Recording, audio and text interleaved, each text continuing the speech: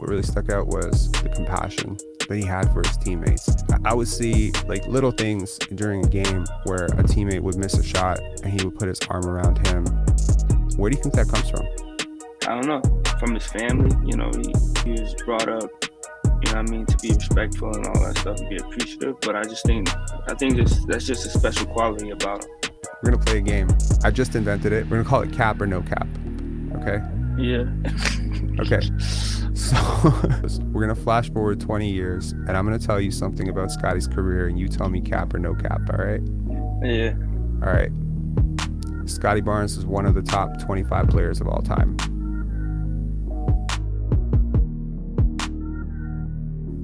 Welcome, Pensare basketball community. We have a really special guest here, Brian Macon, trainer to the stars, trainer to Scottie Barnes, trainer to a lot of kids, and someone that I've come to respect a lot. I've been following Brian for about a year now, and yeah, of course, Scottie's my favorite player. Everyone knows that.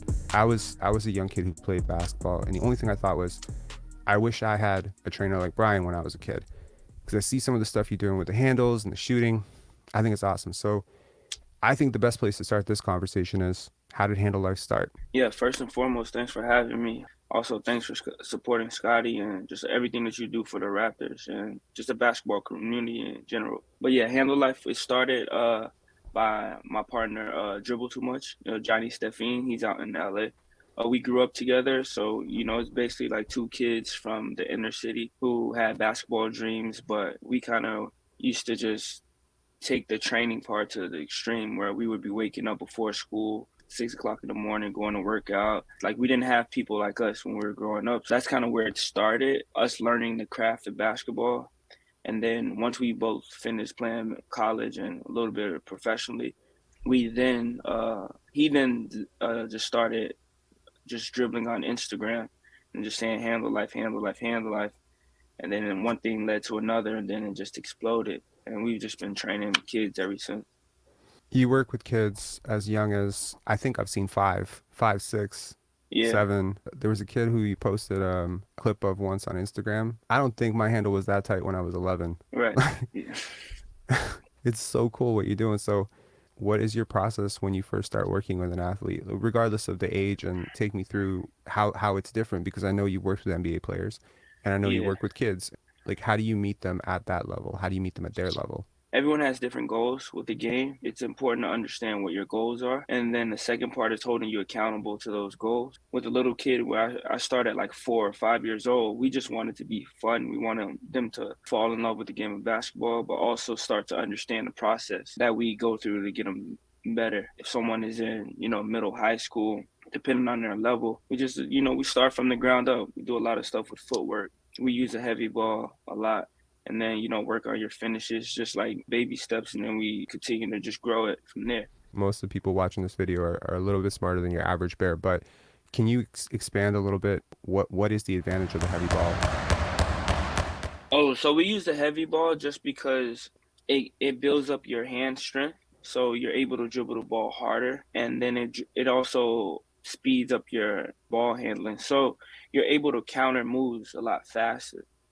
So once you put that aspect of it where you're able to dribble harder and faster, and then you add the footwork that we teach you, which is, we do an exceptional job on teaching footwork, then you're able to react to different moves. React to different defenses really fast. And you're able to feel comfortable with the ball. And, when you feel comfortable with the ball, your touch is better. It improves your shooting as well. Mm-hmm. So on younger kids, especially, all those young kids or those parents who are training their kids, like, the heavy ball is important because we can build strength on their shot, on their passing, on their ball handling. Like, some kids just dribble too soft, or some kids just aren't strong enough. So we build that strength through the heavy ball. So then once the first time you use it and you go back to a regular ball, you're just like, oh my God, this is amazing. Let's say that I'm an agent and I have an NBA player. What is that first interaction like? Are you studying their tape? Are you going through game film? Are you making your own breakdown? Are you meeting them and saying, what do you want? It starts before they even get in the gym. I have to watch film on them, and then I just have to understand their role on the team, because NBA game is so, specialized, where guys have specific roles on a team. But we don't want you to be hold to that role just in case you get traded, Mm-hmm. or if you go to another team, we still want to continue to like grow your game. And then obviously I have a conversation with them and also the agent on what are we looking for? Like what is, is a guy in a contract year? Does he need to have a big like shooting year? Do they want him to be? Do they want to focus more on him shooting corner threes if he's a 3-and-D guy or whatever it may be? I mean, most people who come to me, they want to expand on their ball handling. I get a lot of like tweeners, like a lot of like, well, they used to be tweeners. Now everybody in the NBA is a tweener. So I get a lot of like 6'8", 6'9" guys who like need to be guards, like, so one of my first guys who I really started working out with was Earl Clark. He went to Louisville. He got drafted by Phoenix Suns. I remember But then him. I also trained like some other guys, but they're all like bigger guys who are like, expanding on their game. So when I met this kid who was like 6'2" in the freaking sixth, seventh grade, I was like, I mean like 6'4" in the sixth or seventh grade, Scottie, I was like, okay, we got something. So yeah, the conversation goes like that, and then we just work. I'm big on just getting in the gym and working all the time, high reps, just pushing yourself through the workout and different things like that. So yeah, so one of the things that always endeared me about your brand was the inclusion of God. Like I saw in the last promo that you cut, and God was last, and I see that there's a spiritual element to what you're doing, like a motivational human element to what you're doing. And I noticed that in when I see clips of Scottie working with you, or when I see, these young kids working with you, that they are in such a positive and nurturing environment. Then, and to compare that against maybe other training sessions that I've watched in my life, it's very different. Yeah, so I mean, basketball is just a tool for us to, make better people. Like a lot of kids don't have a place to go where they can learn like life skills, like hard work, discipline, dedication, community, you know what I mean, being competitive, different things like that, different things that you're going to use as, any adult uses. So we know that we may get one NBA player, every like 10 years or something like that, started with us from the beginning. But we make sure that we make better people, regardless of what religion it is. It's so much like hate and like separation in our world. We want to bring everybody together, and for all a common goal is just to get better at basketball and just become better people. Just the general ethos of the entire brand, it just feels Mm-hmm. like, as you're saying, making better people. Yeah, so I guess I should ask, how is it expanding? Like, how are you expanding? How have you grown this brand? Because I know that you are a basketball trainer, but also from checking out your awesome merch, I know that you're also an entrepreneur. So talk to me a little bit about the business side of it. How are you expanding? How are you growing this business out? Yeah, I mean, like you said, we have the merch. Johnny's gonna Johnny's relaunching the heavy balls and some other products that get people better. We want to continue to just move in different cities, and I'm Toronto? also Would you come to Toronto? yeah, for real. I think in Canada in general, but especially Toronto, there's some really good basketball games. I went to I think Crestwood, like a prep school girls basketball game, like maybe a month or so ago, Hmm. and I think they're like the best team in Toronto. And I'm amazed at by two things. Number one, they're so good, but number two, you guys' game, like y'all play like 4 10-minute quarters, but in Florida we play like 4 8-minute quarters. Hmm. So I was just amazed. I was like, yo, in high school we were scoring like 70 a game. Imagine if we had, like The extra 8 minutes. Obviously, you see the influx of Canadian basketball players in the NBA. Clearly, it's a progression that's going up, right? yeah, But like 25 years ago, like the local legends, they would go to D1 and fail out a lot. So yeah. it I mean, it's but there are levels to this. So I guess, let's talk about Scottie. Earliest memories of Scottie Barnes. Apart from 6'3" kid walks into the gym, yeah. gigantic hands and arms down to his knees. I mean, when he first started coming to camp, he was just a very hard worker and a very determined kid. But at the same time, he was having fun, and it doesn't matter if he was playing with like older kids because he was so big and so skilled, or if he was playing with like younger kids, he was still like playing hard, having fun, making sure everybody's getting involved. And afterwards, he would always, the craziest thing, he'll always give you a hug and tell you how much he appreciated, you know what I mean, being in that space. So that definitely stuck out with me. But Like I remember him. I remember when he was, I think, 16 and he won a gold medal. He went to Greece. He won a gold medal. And he came back on Sunday and Monday. He was in camp. And like work like normal kids, like when they experience success somewhere else, they have kind of like a entitlement to them where they come in the gym and they feel like, yo, I'm like better than you all. Like like I'm better than you. I don't have to work as hard. I'm nice. I'm on USA basketball, but nothing changed. He might even started working even harder. He came back, and I was just, you know what I mean? Like when you have those type of qualities, like that person's gonna be successful, whether it be in basketball or whatever it is. So he always had that never get too high, never get too low, and always appreciative type of person. So, I started watching Scottie when he was 17, 18, mhm. maybe even earlier. I'd heard about him.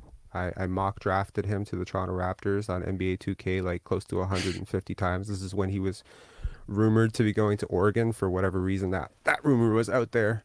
Honestly, I've always felt like the first thing that stuck out to me about him was how self-aware he is, how remarkably aware he was of his own weaknesses.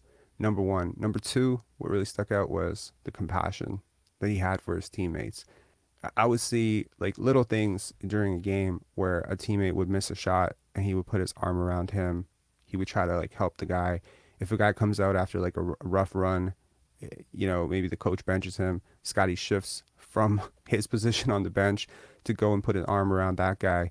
And I was just like, this guy has just endless, boundless patience, empathy, and caring for his teammates and friends and family, and obviously you. Where do you think that comes from? I don't know.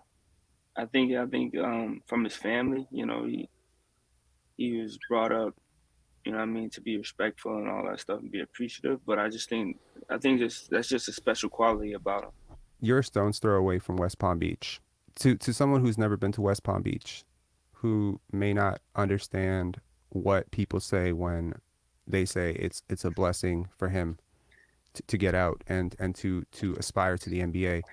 What is West Palm Beach like? It's not so much the environment. It's just that a lot of it's not really like a basketball like place where like basketball players come from.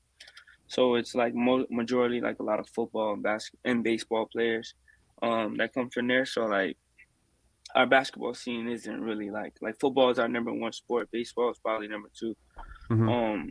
So like basketball is kind of like how Toronto was, like kind of like up and coming, and like more people are playing, especially since LeBron came to the Heat. Like more kids, you started seeing more kids play basketball and stuff like that. So West Palm's just it's a it's a multi like cultural place where like not a lot of people like basketball isn't our number one thing down there, but I think to have someone aspiring to go to the NBA and like you watch it and a lot of guys go to the NBA and a lot of guys play in the NBA, but like to be like top five draft pick, like that's like different, to come from our area. So I don't think it's so much of like, He kind I of puts mean, it on the map, doesn't he? yeah, Right? yeah, And I mean, like I've always noticed that happens. And I think was it the talent code that you yeah, mentioned, the book, yeah, when you yeah. talk about how if you do it once, Everyone suddenly feels like they can do it. everyone else starts to feel it. And it's one of the craziest things when people ask me like, why do you support Scottie so much?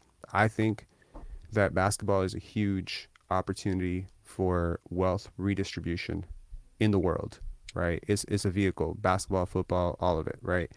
You have money changing hands all the time, every time an athlete signs a contract, and a lot of these athletes are able to go back and inspire, create greatness in their communities. Some of them don't. That's the truth. Some of them don't. Some of them don't have that boundless ambition to give back. But that was the one thing that sort of sparked the support for Scottie for me. And some people think I'm just crazy that I just think he's the greatest player on earth. I don't. I don't think he's the greatest player on earth. I'm not stupid.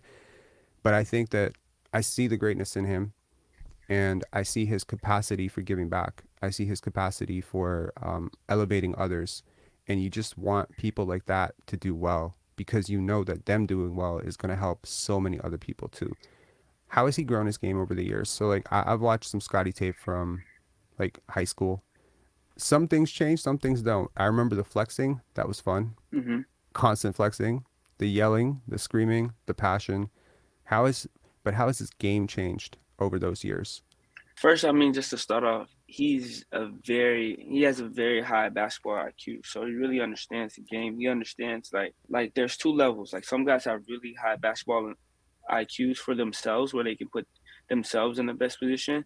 But to see it from a whole team standpoint where like, yo, if if me and Rob are on a team, I can call a play to get Rob a shot, or I can put Rob myself in the action that I know that I can get Rob a shot, and that's just different. So his basketball IQ is continuing to grow, and he's continuing to understand the game. I think that's why he was able to adapt so early, like so Hmm. fast, so early to the NBA. But I think that he's just like progressively gotten better in all aspects. Like his ball handlers continue to get better.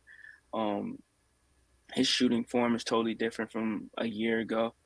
I mean, like a year ago, yeah. Like he he can use both hands in the post. He's got left hand hook, right hand hook. He's got a lot of floaters around the basketball basket.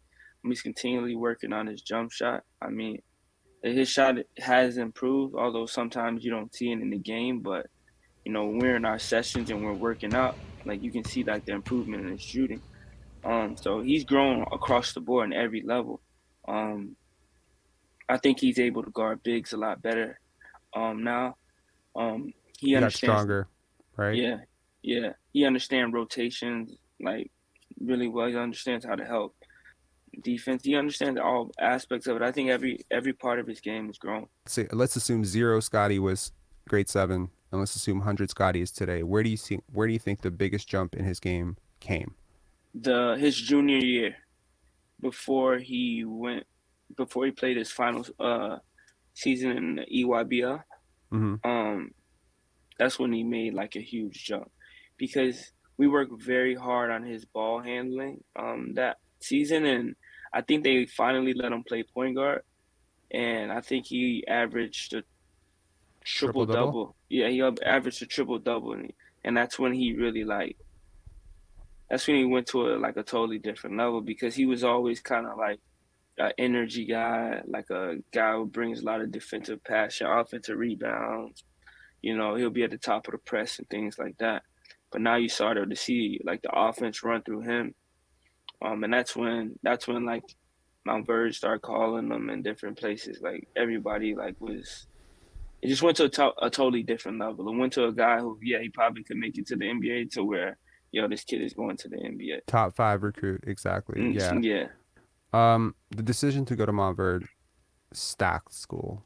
Moses Mhm. Moody, Cade Cunningham, like that team was absolutely stacked. To go from having Vernon as one guy that's like Mhm. drawing all that attention to going to a school where you're basically national powerhouse.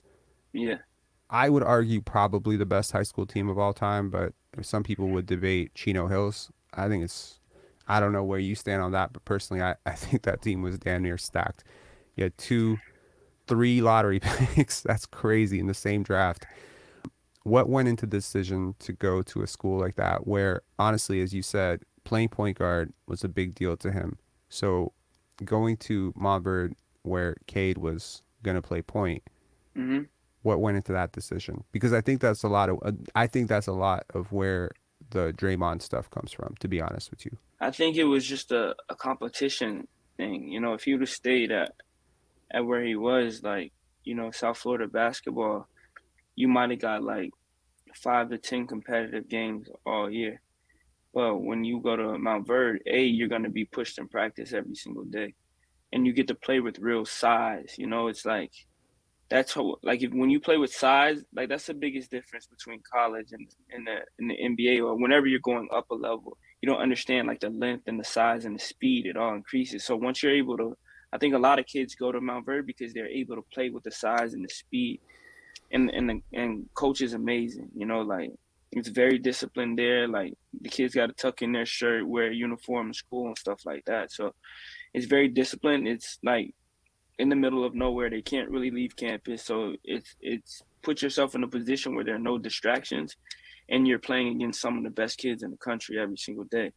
So I mean, a lot of people can't thrive in that competitive space. But I think for Scottie, it was great because that's what he needed at that time. I'm not saying anything about Cade. I just thought Scottie was just such an incredible playmaker. And I always felt like everything starts with the comp. Everything starts Yeah, with the comparison. So if you say this guy's going to be the next MJ, well, you're probably setting him up to fail, but at least the fans will be hyped for a minute. When you say this guy's the next Draymond, unfortunately that comp comes out when Draymond's doing really well, pretty much that established. But then by the time he's drafted, Draymond's not doing so well anymore. And I always thought that sort of played a part in this narrative that Scottie's not a point guard.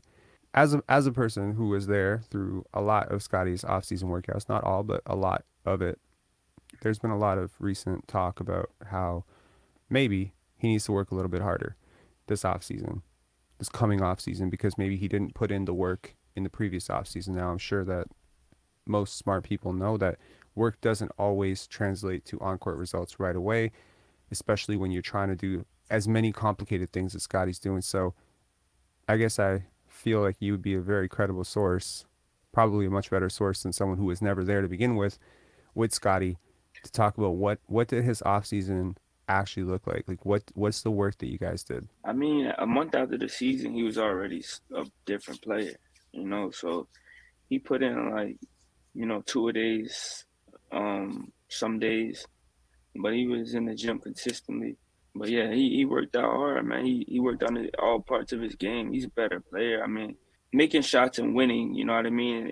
If he was having the exact same season and they were winning, and it would be nothing, you know what I mean? So like people question things when things aren't going exactly how they're supposed to be going. I think of course he will want to play better. He will want to have play better in different spots, but I think a lot of it he's still trying to figure it out. He's still learning, where his space is, where his space is on the court, as far as like where he fits in and how he can contribute. And he's still finding other ways to contribute that are outside of the box. But I mean, the question of like work ethic is like absurd. Like I travel back and forth to Toronto a few times every couple weeks. You know what I mean? So we can continue to put in extra work, but not be too taxing on his body. So the work is just the duration of the work. The work is going to be the work, and it's continued throughout the summer and into the season. So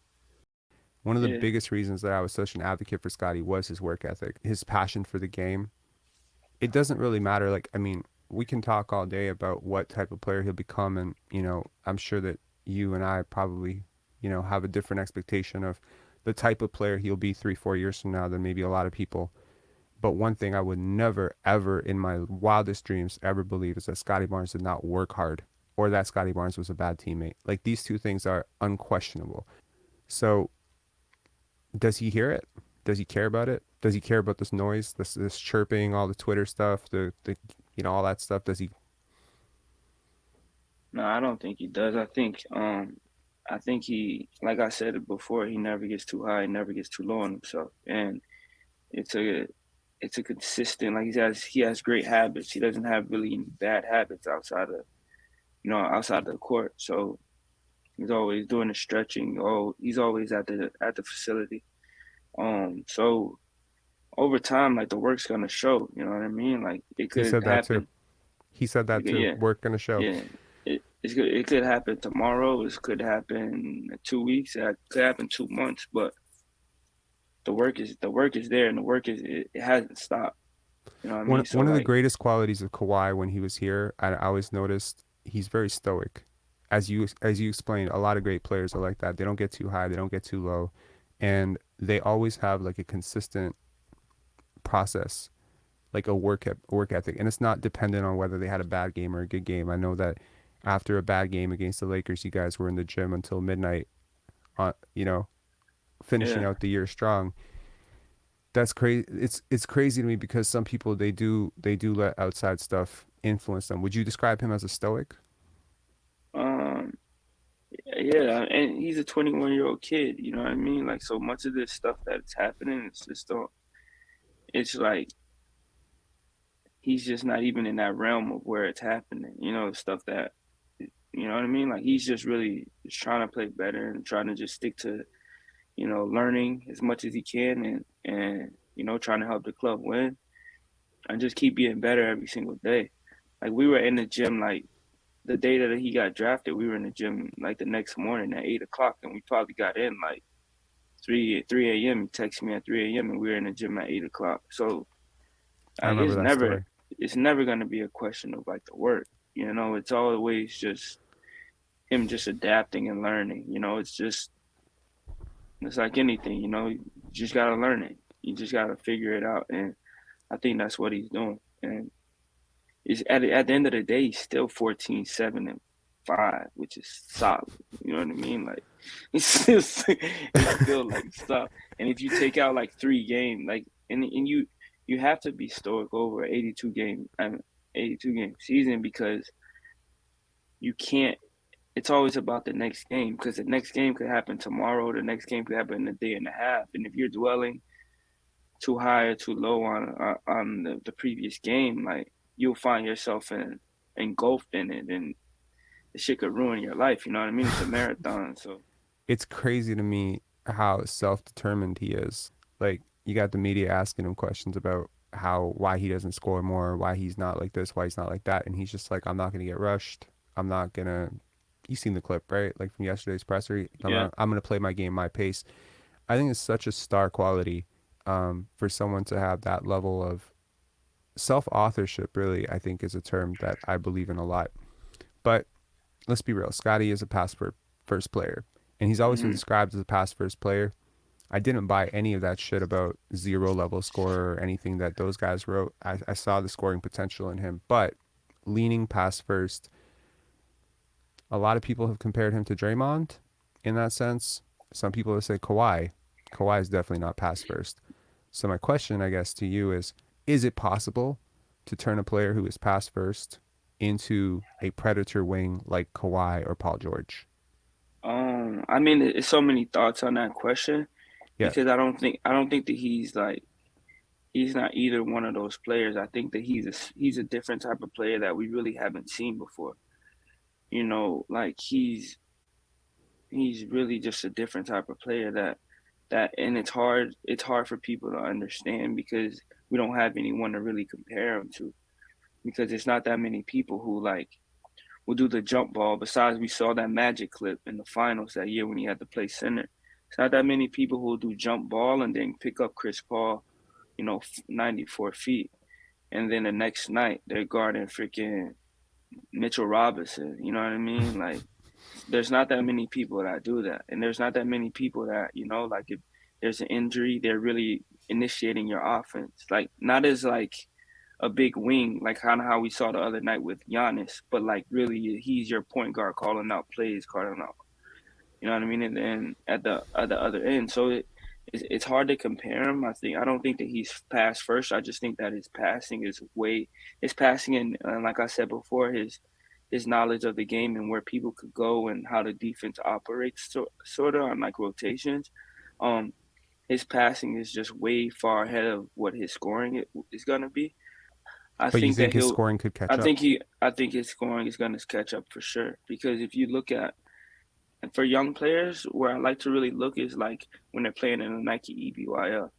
If you looked at Trae Young and he led the whole shit in scoring and assists, he's exactly the same person who he is. You know what I mean? When you look at all the different players, like they kind of like are showing the flashes because the NBA game is like they make it. It's basically like the NBA, like a high school NBA. Mm-hmm. So I think you'll see him more show around like a mid to high 20-point game, and I always get that like 10 and 8, 10 and 9 assists. I think his assist numbers are gonna go up once he starts being more aggressive scoring. I think it's all gonna work itself out. I think he's just got to continue to learn. I don't think it's a physical like problem. I don't even think that he like. Of course, everybody needs to work on their game. Everybody needs to work on their shooting. Well, I know that it's not even a physical problem. I'm in the gym with him all the time. He can make shots at all 3 levels. He has different finishes, has an array of things. It's just the learning curve of it, and that's it's a little bit different with the Raptors because he's not on a bad team. Like, I mean, they're not playing as good as they were, but he's not on like the Houston Rockets where he can just go out there and basically, yo, you got 38 minutes of like fuck up as much as you want. You know what I mean? Like, You know like what's that. funny? During yesterday's live stream, I actually compared the Raptors offense to the Houston Rockets, and quite favorably. I promise you, it's not that far off. Yeah, I mean, but I mean, it's that whole it is that free for all, right? It's like yeah, here's the thing it drives me crazy about bad teams. When I see Cade on the Pistons, I wasn't rating Cade after I saw him in summer league. It was like, okay, I don't get it personally. I wouldn't have taken him over Scottie personally. I think Scottie and Evan Mobley are on a different tier. I think Cade is good, but I think that if Scotty goes to the Final Four at Florida State and he averages like 15, 7, and 7, like it's a different. He might go number one. Yeah, You know but I what I mean, mean? Florida So State was never going to be big for his numbers, right? I think that's the misleading part is like how they played, how many minutes he played. It's just, I think some people who talk about basketball just failed math like 20 times. yeah, But like what I was saying was like with the young teams, like I always think to myself, like, where do I want Scotty to go? Because it was like, okay, well, if he doesn't go to Toronto, if we didn't get him, like, who would I have wanted him to go to? And I thought like Golden State would have been great. I don't think Scotty likes losing enough to want to be in a bad situation just so he can put up shots.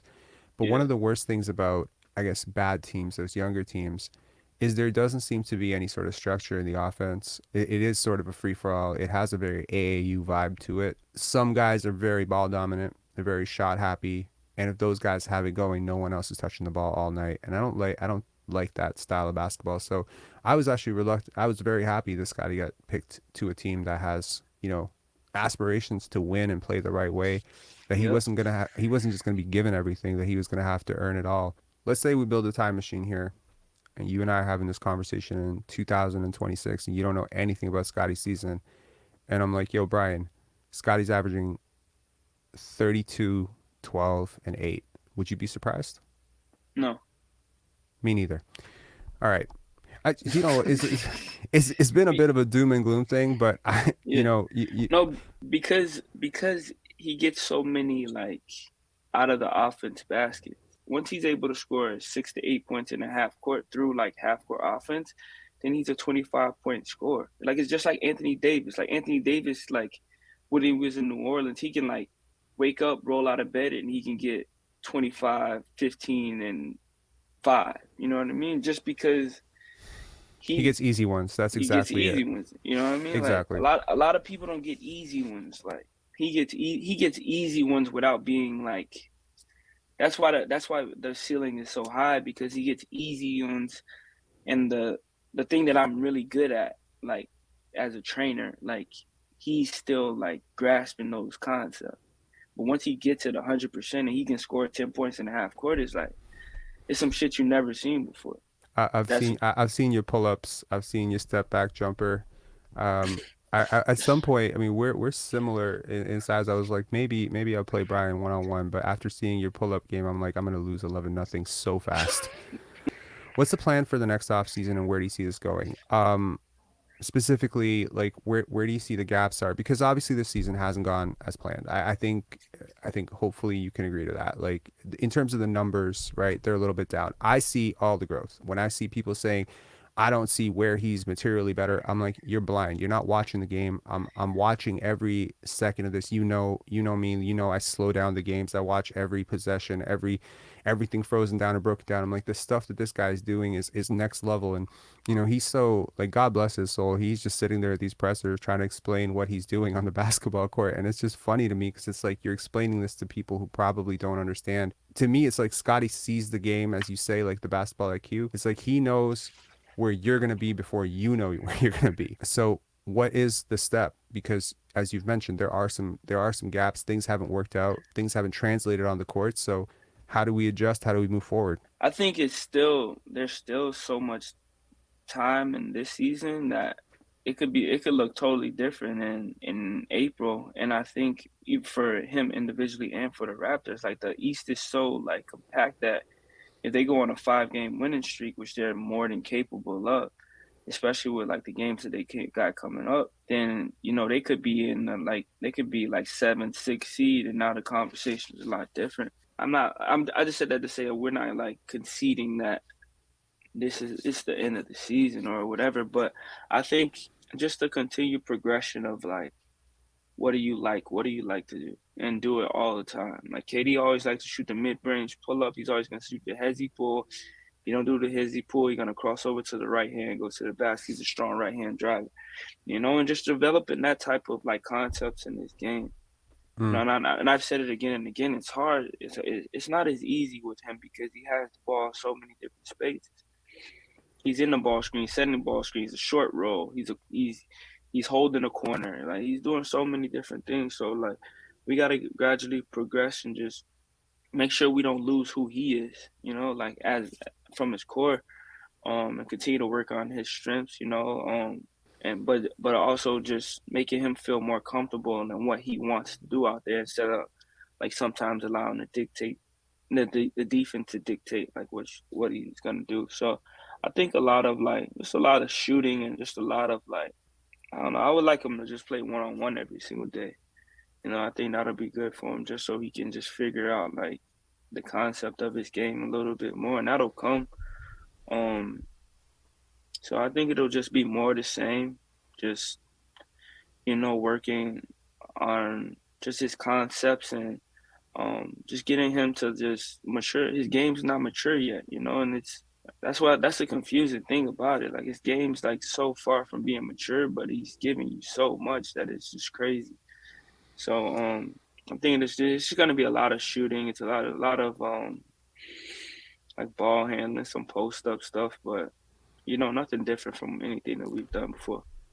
I don't know if you would agree with this assessment, but I think the coverages on him have changed this year. I think winning Rookie of the Year will do that to you. I think you're now on everybody's report. The spacing, I've always believed that Scottie needed spacing because he's so big, right? One of the things that I saw at Florida State with him was the court's smaller in college. He's a huge guy. It's not just height, it's width. He's 6'8", 6'9", wide shoulders.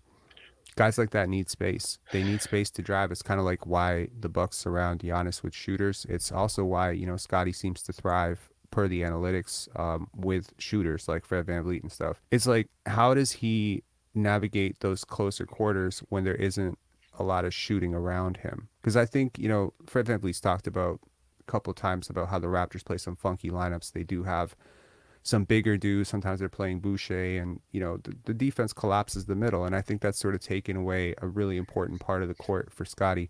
Do you think Scottie's a point guard? Because there seems to be an actual debate on that. Yeah, for sure. I think so too, and I think he thinks so too, because it seems to be like the one consistent in his bio over the years, a 6'9" point guard, West Palm Beach. I think he's a point guard too. One of the fan questions said, "What is who's the one player on the Raptors who you feel like is really, really great with Scottie in terms of like their fit and their chemistry that you've just watched in the games? You're just like, man, I love how those two go off each other." It's hard to say because I mean he's just gonna pass it to the open guy, So like it's hard to say. I like him. I like him with Pascal, but I also like him with Fred. But I like him a lot with OG too. I love him with OG. Because I think when those two are on the floor, he allows OG to be more aggressive. He finds OG more, and OG's a lot more aggressive. Especially, I think you saw it when OG went on that run, like 5 games. I He was remember there, that. Yeah, yeah. yeah. But I think a big part of that is because like him and Scottie were kind of like I think Fred might have been out and Pascal might have been out, but Scottie was kind of really looking for OG, and I mean the team needed OG, so OG kicked up his aggressiveness. But I mean I like him with OG a lot. He's had a beast of a like OG's had a beast of a season defensively, and I've always thought like the Florida State Scottie that I saw, some people would argue that his defense has slipped a bit in the NBA. That he's Hmm. not quite the overwhelmingly positive defender. I'll give you an example of what I mean. Like the two best defenders from the 2021 draft, in my opinion, so far have been Herb Jones and Evan Mobley. They're beastly on defense. Their analytics prove it. Hmm. Scottie was touted as like he's a defensive glue guy who has no offensive game. And he comes out, and some people were like, he's kind of like average to above average defensively, and he's got way more offensive game than we thought. This feels like a very confusing prospect, and I do agree that he's a very confusing prospect. I think that defending five positions and learning how to defend five positions at the NBA level, as opposed to having like a more simplified role, is really difficult. Would you agree with that? Yeah, for sure. I think if man his matchups change every single night.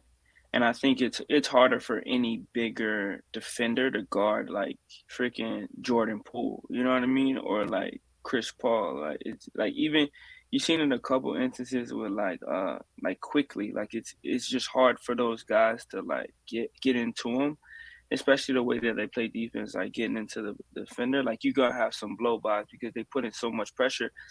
But the Raptors want to put you in rotation anyways. I don't think that they want it to be as easy as it's been, throughout the season for everybody. Right. But I think they want to pressure the ball. They want to put you in rotation, and they want to have those long wings fly around the court. Um, I think it's kind of been a little bit too easy for our standpoints, especially um, on the perimeter. But I do think like no excuses, but it's hard to bang against freaking um, Adams and fucking and then like Is that's he just strong? I've never met him. Is he strong? I've heard stories about him being one of this. I bro. have I have I have a friend who guarded him last year, and he said I have bruises till today, and he was telling me that a week Yeah, later. He's tough. I think along with this offense, like you'll just understand a lot of defensive, like how to guard different people, how to give them a little bit more room. I think sometimes he gets on people a little bit too tight. I think he sits in the stance well, but I think sometimes you got to give some people a little bit more space and just use your length in that space. I think he'll figure it out. hmm I agree with you. I think screen navigation's been a bit of an issue, but that's always going to be an issue for someone as large as him, right? And I Hmm. think but I think he's been good at the rim. I think some of his point of attack stuff has been overblown. You're right. I think he definitely could sit down a little bit lower in his stance and give the defender a little bit more space and trust his length. But I think this is all a feeling out process.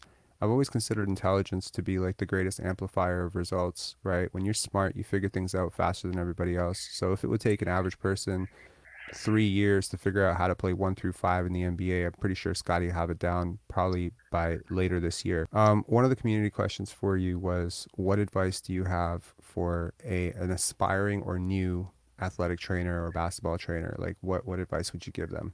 I think the important thing is to learn as much as you can about it, Mm-hmm. about like whether you're being an athletic trainer or like a basketball trainer. Just learn as much about the game and just learn about practice. Like practice is important. Like the way you practice, the way you conduct your practices, whether it be like your training sessions or if you have a team where you're training, just learning how people learn.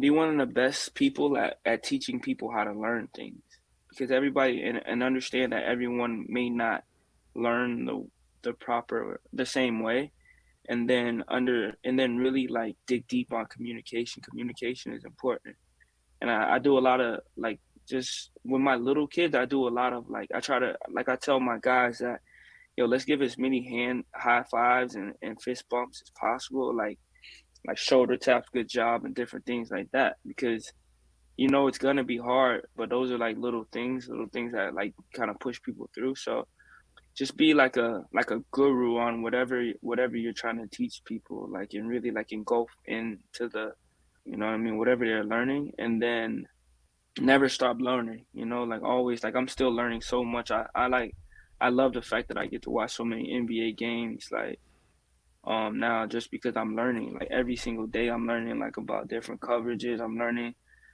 just about body language and how the NBA, because the NBA is just a different. A lot of people don't understand. This isn't basketball. Like this thing is like totally different. 82 games is crazy to put on your body. Like 3 games in 5 nights is crazy at the speed and how these people are playing. So like you just continue to learn. So I think a lot of people just don't really understand what they're speaking about. I think you and a lot of other, like you and some other people, you guys really understand basketball, but there's still another level that we all could get to. We just got to keep pushing each other to like learn more, and you know what I mean, and just help each other out from like a good place. I think some people like, like, bro, like we're not like we're all on the Raptors. You know what I mean? Like the goal is for the Raptors to be good. Like I like Scottie's like my fucking like my relative. You know what I mean? But I like because Scottie's on the Raptors, I want the Raptors to do good. You know what I mean? I'm not sitting in the game, like not saying that anybody does that. I'm just saying like the ego and all of I that do. other stuff is I do. crazy. I do Yeah, that. I do that. yeah, You know I do that. yeah. And But look, I respect the hell out of you. I can't even tell you, like, and I think this conversation just raises that respect to a completely new level. One of the things I noticed very early about Scottie was just how incredibly adaptable and open-minded and creative the people around him were. How yeah, he and it's who he is, right? One of the biggest enemies of success is fixed mindset. You get hmm into a room and you're like, I know this, I know it no matter what. And it's so crazy to me that someone who played Division 1 basketball like you, who's done this for your whole life, I mean, I think we're about the same age, right? To see someone who's done this on the level that you have, to train the players you have, and you're like, yeah, I'm still learning. That's such a positive message for any, aspiring trainers out there, especially any and for all the hoopers out there, and for people who have young hoopers out there. Instill this mindset. I think that that's a really important thing to instill, is that growth mindset. Beginners, it's called a beginner's mindset. So always consider yourself at the starting point, because you are always at the start of something. We're gonna play a game. It's a fun game. I just invented it while you were talking. I was just thinking about it. We're gonna call it cap or no cap. Okay. yeah, Okay. So so basically the game goes as follows. We're gonna flash forward 20 years, and I'm gonna tell you something about Scottie's career, and you tell me cap or no cap. All right. yeah. All right. Scottie Barnes is one of the top 25 players of all time. No cap. Scottie Barnes won 5 championships. Ooh, no cap. Scottie Barnes won Defensive Player of the Year. Um,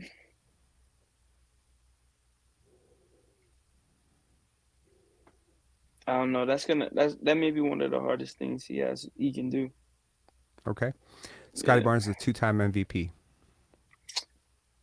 Uh, cap is probably more.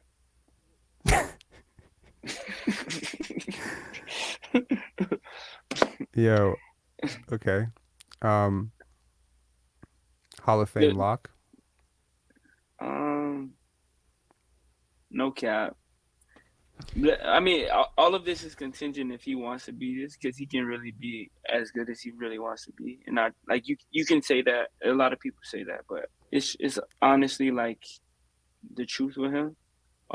When Scottie says something, it's done. And like for me, it's like when I hear him say, I could be one of the greatest players in the league. I know that sometimes he mumbles over stuff like that, where he doesn't say it with as much authority as, maybe someone who's more of a practiced politician who would just be like, I want to be one of the top, 10 players, and people run that. But he just sort of mumbled over it, and he said, I think I could be one of the greatest players in the league. And I have no doubt, no doubt. It's like, yeah, I don't know. For fans out there, you're probably like, okay, like, relax. He just put up 7 points yesterday. Where are we going from 7 points to top 25 player of all time? But to them, I say one thing that is predictable is hard work. Like, I remember hearing stories about Kawhi's work ethic, Giannis's work ethic. That was the story about Jason Tatum in the second year. It was like, oh, he coasted on his success, and it wasn't the truth at all. Jason Tatum works so hard, and it's just like hard work is one of those things that's so consistently predictable, because when I saw Jason Tatum in the finals last year, I know that this guy's going to be in the gym the second the season wraps trying to get better. Yeah, It's just some people are just, you just don't bet against them. yeah. So And I think the second year, mhm. the second year is the hardest. I think it's one of the hardest because there's like like scouting report and all that other stuff, and there's a lot of like that first year takes a lot out of you. Like a lot of it, you're pushing on pure adrenaline, but I think the first year takes a lot out of you, and He then led the like team every in minutes. He yeah, led the so whole team in minutes. He played every position. He was second in distance traveled on defense. It's a crazy toll. He went through injuries. Like he had that ankle thing in the playoffs, and he was one of the rare rookies that had to play in the playoffs. I think that the learning curve is like a little bit different. Your second, yeah, like when your first time doing anything, it's like you're doing it all off of just like pure love, passion, all the other stuff. Now you really have to like figure it out. So I think that's what he's doing. I think that's the same thing what Jason Tatum was doing. I think that's what you see a lot of guys doing. But I mean, if we like zoom out, like if we would have told like 95% of like people that he would average like 15, 7, and 6 and win rookie of the year, like you would have been like, hell no. You know what I mean? I think nobody would have believed where he could have got where he got now. And like again, he's basically having the exact same year that he had last year. You know what In I a lot of mean? Like ways, he is. Yeah, yeah, I mean from if you look at the numbers, but yeah. The box and score and stuff is and like it's the and numbers. it's yeah, and it's hard. It's just the whole team isn't shooting the ball as well as they could, and that helps a lot. If everybody's I think down like 3 to 5%, on their shooting this year. So like if everybody was even improves like 2%, like I think they have a lot more Yeah, it would be like wins one more and point for him, one more yeah, assist for him, and suddenly the yeah, numbers look completely different. yeah, and Um, and probably the wins would look totally different too, dude. But That's true. I mean, like honestly, I think everything comes down to, winning make and losing. And look, this is a team that's talented. You and I would agree on that, right? That they have way too many good guys. I look at teams like Houston, San Antonio, Detroit. I'm like, yes, I understand why those teams are in the basement. Orlando, they're super young. I get it. They're learning to win. But the Toronto Raptors, like at worst, I thought this team was going to finish sixth. Best case, I thought they could finish as high as second, depending on how much Scottie grew. And I guess I sort of get it from fan base. I think there's the fan base is sort of split on who's to blame, and unfortunately, I don't think it's that easy. I don't think you could just pin it on one person or two people. I think it's a combination of factors yeah, across the board. And as you mentioned, like people not shooting well. I mean that affects everyone. That affects yeah, how much space Pascal has to drive. That affects how much space Scottie has to attack. That affects his assist totals. It affects so much. So I think it's and a it systemic problem. yeah, and it's not just one person who isn't shooting well. You know what I mean? It's like Yeah, there's it's just sometimes Malachi shooting well. That's it. yeah, sometimes you have like sometimes you have seasons where like one guy is just having an off shooting year, but it seems like it happened to like, and it's not like they're shooting like terrible, all of them. They're just like Oh, they're just Otto Porter's down everybody's down. 4%, 5% from last year. He's like an amazing shooter. You're right. It's like everybody. There's so many players on this team that are shooting in the 20s now. Scottie started out the season shooting 52% from three. I think through 6, 7 games, and then I made that reel and I jinxed him. Jesus. I jinxed him so hard. I apologize. Please tell him I'm sorry because now people are just like, did you just compare this guy to Steph Curry? They're playing aggressive drop against him. It's so crazy. But you know what? You're right. It's so crazy because I look at that reel and I'm like, that was 9 weeks ago. Yeah, It's how fast things change. So if he comes out, next game and he puts up 3, 4 threes or, he puts up 35 points, everyone just shuts up for like 3 weeks. It's so easy. I think it's weird to react to everything game to game. I think, especially in but the NBA because you like, I mean, the Raptors basically they weren't playing well last year the same like not this bad, but they weren't playing well last year this time. And the yeah, Celtics, they were about to trade Jalen. Everybody was saying trade Jalen Brown or trade Jason Tatum like that would have been before the crazy. half before the halfway point. No, But that would have been crazy. I mean, like, I agree. I just think that when there's this much talent and the losses start to pile up, everybody's always looking to point fingers. And, if Scottie hasn't had the season that some people expected, fine, I can accept that. But what I can't accept is someone questioning his work ethic, and I can't accept someone, questioning him because I think that he's an excellent teammate. I think he does a lot of stuff in the box that doesn't show up in the box score every single game. So I'm really happy that you took the time to, share with us some of the stuff that he's been doing, your stories with him. I really appreciate it. Do you want to say anything to the Pensare basketball community? Because we're all like pretty much Scottie nuts. I just think this. I just want to thank everybody, you, Rob, and everybody for the support that you guys given him. Um, and I think he would just want you to be like, just to be fair in your criticism on him. The truth is the truth. You know what I mean? If he's not playing well, even though we love him, yo, you're not playing well. Like, so I just appreciate the support from everybody, and it's gonna be fine. Everybody relax. Like Aaron Rodgers said, relax. You know what? Like, for a couple of weeks, I was panicking a little bit. But yesterday, I went on the live and I was like, everybody relax. So your message is transferring over to me as well.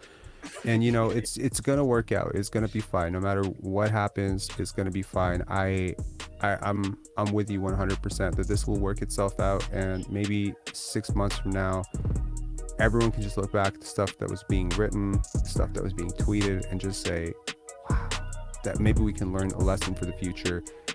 It's just about patience, having a little bit of patience and a little bit of faith. And if you're gonna have faith in somebody, I think you should probably have faith in Scottie. Where can people look up your work on Instagram? My Instagram is at bmacfisher, and our website is wehandlelife.com.